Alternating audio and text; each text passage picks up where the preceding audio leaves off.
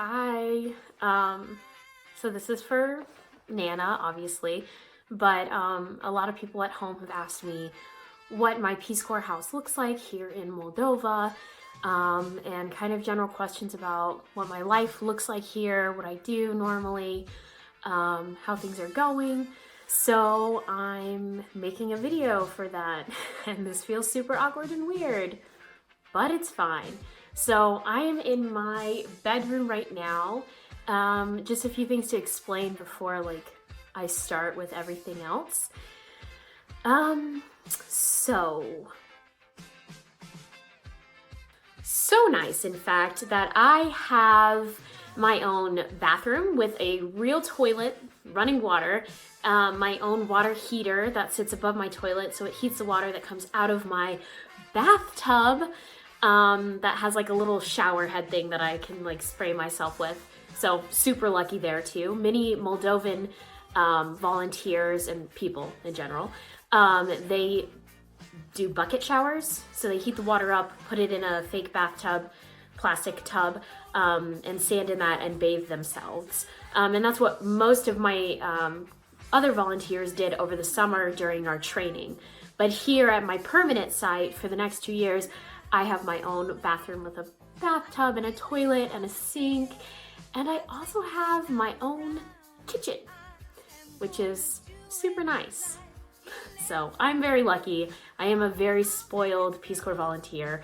However, there are still a lot of differences compared to the States and Moldova that still make, volunteering here a bit of a struggle at some points, and also incredibly educational and eye-opening to different culture as well. So I'm getting both ends of it, but I've been extremely lucky and I think blessed, probably. Okay, so the first thing I want to show you is my bedroom, which this is it. I'm going to turn the camera. So this is the back part of my room. Every Peace Corps house in Moldova is required to give a private room for the volunteer that locks, with a bed and some kind of desk for working. So I have my school schedule here. This includes all the holiday dates and stuff like that. And I got like pictures of family. So my niece and my sisters. And I got friend pictures, dad's up there. Something my niece made. So Adeline made that for me. Other kinds of things, certificates I've gotten in Moldova so far. There's like a teacher's day and a student's day, and then I went to a training for teachers, for English teachers, and then of course my desk. So I got like a journal, a power bank. We just had a training, so I have like a training notebook and things like that. Books that I'm reading, books that I'm working on, other English supplies, and then I have, of course, every volunteer has a map of their country. So this map is kind of turned sideways. So we have Ukraine up here, and then we have Romania down here. So this is Moldova flipped on its side. So normally it would look like that, but we're doing this way. And so this right here is the biggest city, probably the only real city in Moldova, and it's Chisinau. This is the nation's capital. And you can see I put some volunteers here. So we have a volunteer really close in my cohort, my group, to Chisinau. And then you can see out here, that was my training village, Lozova. And then all of these villages kind of near had volunteers. They do hub training, like cluster group training. So we all lived in a village before we lived in the ones we're in now. And then if you keep going, this is like going north and north. You keep going towards Soroka. You'll pass Orhei first. So we have Orhei, which is the biggest like area near me, and it's quite large, not even close to Chisinau, but it's larger. It's like a regular US town kind of vibe. And so I am right above Orhei, and my village is here. My rayon center is here. So I share, our rayon shares the Dnistru with Transnistria, and then Ukraine. And then we have other volunteers, all these dots. So that's me. This is my friend Maddie, Jessica, and her husband are a couple volunteering. We have April and Paige, and then Megan is further north. So I have people kind of near me, but it doesn't feel that way when you can't drive and the public transportation is crazy. But yeah, so I have a map of the whole country, and then I have more pictures of family and friends. And then this is my bed. I sleep on a pull-out couch, which is actually not terribly uncomfortable, but it is super normal for Moldova. I got this entire bed set like this. It comes with sheets. Oh, I have another blanket because it's freezing. The pillowcases, everything. I got all of that in like a bundle pack here. And it was actually quite cheap. The money here translates to probably about 18 lei, which is their currency, to the dollar. So I have a lot of like difference in money. And I have like a little cart with all of my other stuff. And we have radiators that heat the house. So we don't have central heating. We don't have any vents or inside heating. It's just these, and they're connected to the soba, which is in the kitchen, and I'll show you. So I have a window that faces the front yard and the gate, and then I have another window with another radiator because this room is quite large. And then I have a wardrobe with all my stuff, and I labeled it with words so I'd remember what it's called. It's my dulap de haini. It's got all my clothes and stuff. And then my own private door, which has windows, so I wanted to change privately, so I put little things up. So I got my Peace Corps thing and a scarf. But this has a lock, and so I come out into here. This is like my little entrance to my house. So that's outside, the kitchen, and then the bathroom. So behind here we have a light and my beautiful toilet and bathtub, sink. And I do have the family's washer in my house, so they have to come over to do laundry when they want. But I'm sure one day that will move over. Probably whenever I'm gone, I don't know. And this is another wall to the actual heating unit, which is the soba. So it heats the bathroom and the kitchen quite well. And then my room has radiators. I have all my other stuff. Peace Corps gives you a lot of medicine and things like that. And then extra towel, stuff like that.